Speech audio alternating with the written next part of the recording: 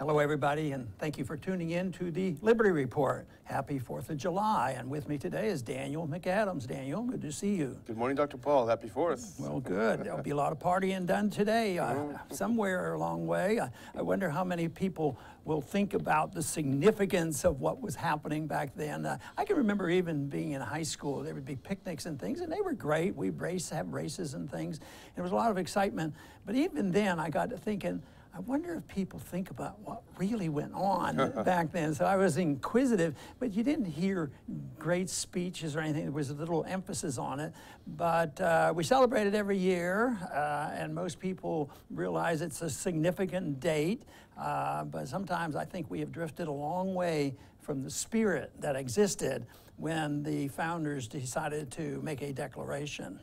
I think about the act of rebellion that it was and putting everything on the line for principles. Right.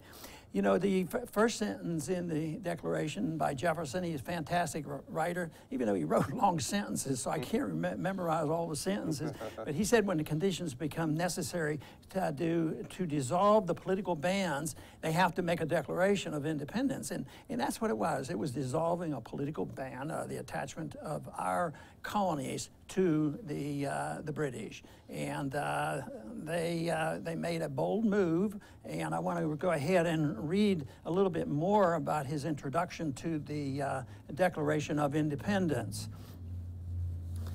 We hold these truths to be self-evident. These are words that are very well known, of course, that all men are created equal, that they are endowed by their Creator with certain unalienable rights, that among these are life, liberty, and the pursuit of happiness, that to secure these rights, governments are instituted among men, deriving their just powers from the consent of the governed, that whenever any form of government becomes destructive of these ends, it is the right of the people to alter or to abolish it, and to institute new government, laying its foundation on such principles and organizing its powers in such form as to them shall seem most likely to affect their safety and happiness. That's pretty strong.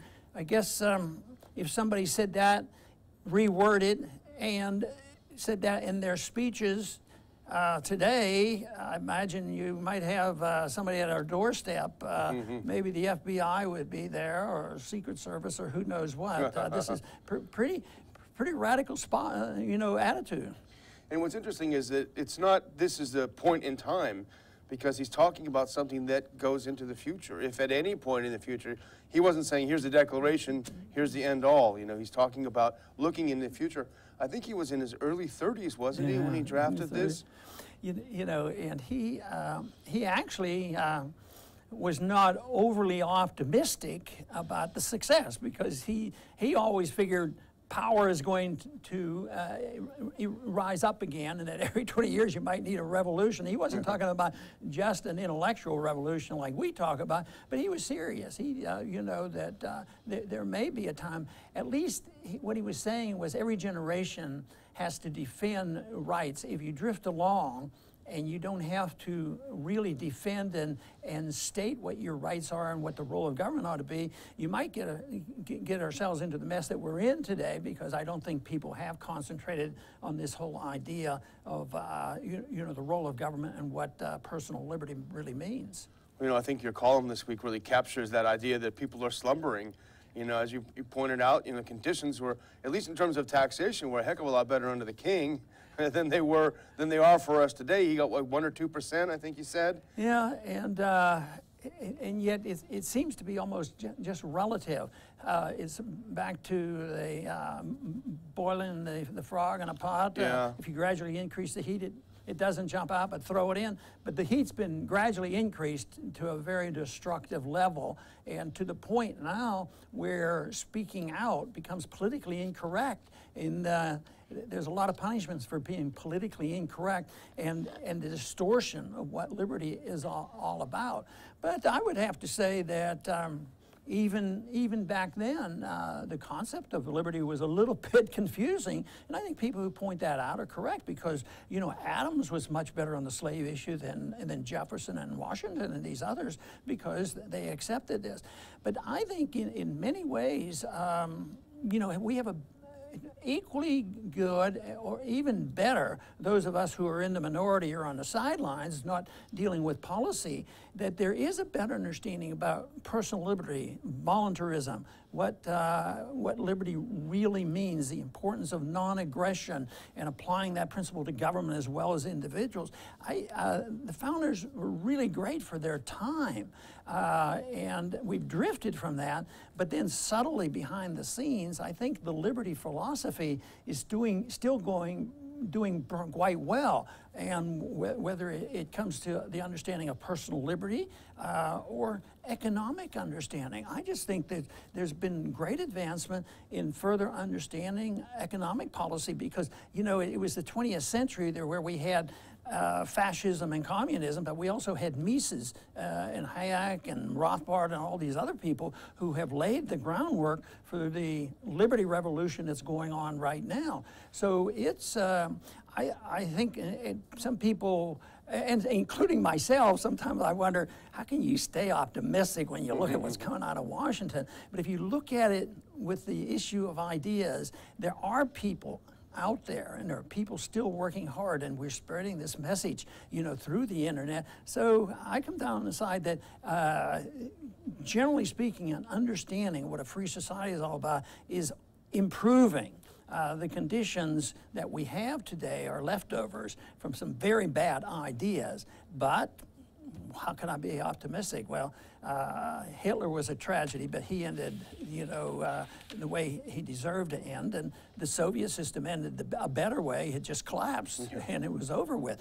But I just think that the ideas make all the difference. The founders were a group that were ideological, and I think they did a fantastic job, but I still think that there's lots of seeds planted out there, and there's no reason to think that the next generation or two can't further improve on it. My problem is that we have to suffer the consequences of all the mistakes and, you know, liquidate the debt and that sort of thing.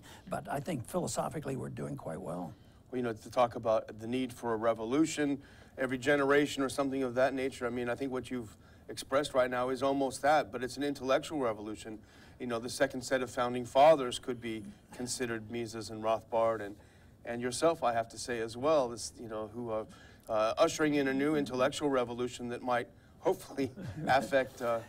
You know, there's a difference between what is written, the rules that are written, versus the character of the people, either those who want to have special benefits or those individuals who become in charge, and then it's their character. Yes, there are, well, we can even point out some shortcomings we think in a declaration, you know, but we look at this and we think, well, you know, the whole problem has been that the individuals, whether it's the people or the people that are in charge, they lack character is the way I see it. You know, they say every one of them takes an oath of office. But I wonder what the American people would say. Don't you get reassured when you see the president do this and when you see the congressman do this? Don't you feel, wow, I can rest now. We have a new government, and they've all taken an oath, and we all know what the Constitution says, and they will protect our liberties. I don't think it even crosses their minds. It's such a ritual that has so little meaning, and the only time that it has significance on what you say is if you're under oath to a government agency, and if you make a mistake, you're in big trouble. You can't do that. But if you make a promise to the people that I am going to uphold the office of such and such an office, you know, and they don't do it, I one time thought that there should be something like legislative malpractice, which kiddingly, of course, that if they don't live up to their promises or their oath of office, they ought to be able to take them to court. Of course, our court is the electoral process, but then you get so many people who are benefiting that they have no interest in doing that. And as long as we're consuming wealth, and as long as there's wealth, that's going to happen. But right now, we're at an impasse because the wealth represents debt, and the debt has to be liquidated, and that's why we're seeing the problems that we're seeing in the country. Yeah, I like that idea. Maybe a penalty box for them for misbehaving, yeah, something like that. Right. So, you know, the one thing that he mentioned, Jefferson mentioned here, is that the rights come from the consent of the people. And I like that. You know, the people should consent, but there are some good libertarians who challenge this. So Lysander Spooner was one. He says, they didn't speak for me. They didn't come and ask me. I didn't consent for them to do that. Have we consented, you know, for the IRS to come into our home? Well, the law got passed, and you know, this sort of thing. But I think that needs, you know, a further discussion too, because if you had very limited government, you knew you couldn't hurt or steal from anybody else, and everything should be done voluntarily, and governments couldn't use force to have their way. You don't have to have, you know, a consent. It would almost be negative. We're not going to touch you if you, who are supposed to be in the government, recognize it's my life, it's my liberty, I can do what I want as long as I don't hurt people, and you go your own way. But I'm not going to consent to you to build up these armies or build national police forces and police the world and subsidize the military-industrial complex, run up deficits, and you know, support all the weapon industry. This would be a different story. So. And the other interesting part of it, too, is this whole notion of how the federal government is exploited. I think in the Declaration, there was a lot of emphasis on states, weren't there? I mean, individual... Yeah, and I sort of want to conclude with this, and I'll give you a chance to have your conclusion, but I'll sort of conclude on that because the last part of the Declaration is one of my favorites, too, because the middle part lists all the abuse, and there were plenty, but like you said, they're minimal compared to what we're putting up with today. How long would our list be today? Oh, my goodness, we'd have to have 1,000 pages. You exhausted your whole column on just a couple. Take the 70,000 pages of the IRS code, and those are the abuses. Now, the reason I like the last paragraph is they talk about who's declaring independence, and they don't say, when they're talking about the colonies, the United Colonies, they never say it. It's always we. It's always we are. And the phrase that they use actually appears 3 times in the last paragraph.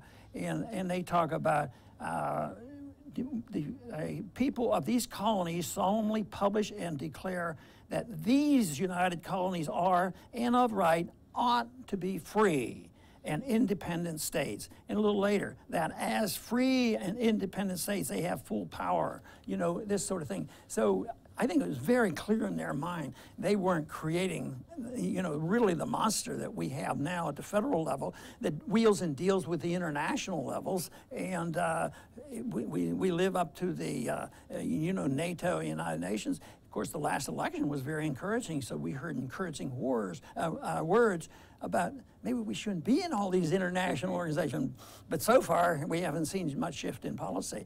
So what can you say about our declaration, and where do you think we stand? Well, I think one of the, you know, the exciting part really to me is the first sentence, because it establishes the principle. The first line talks about secession and how important secession is, you know, and I know our friend Jeff Dice, our old colleague Jeff Dice, talks a lot about the need to secede at every single level, you know, at every single opportunity, to seed, to devolve into smaller units. And I think if that's a process, taking from what they said in the Declaration of Independence, we would be going in the right direction. Yeah, and I think closely connected that would be the principle of nullification. If seceding is a bold, but I think it should be a right and used if necessary.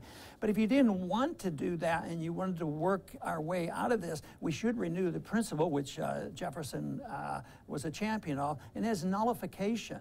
If the government gets out of hand, that should be last resort. If you can't trust your House or Senate or the President or the courts and they don't do anything, you should have the people at the state level protecting the rights of the people at the state, and nullify and just say, look, we don't believe that's a good law and we're not going to follow it. The problem is that all the states are beholden to the federal government financially.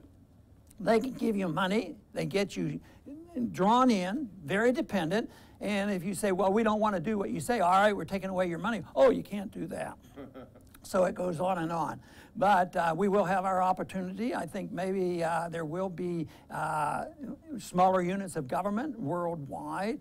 I think there's going to be a lot more nullification because we did make some advance in nullifying federal laws. Unfortunately, some of that is being reversed again.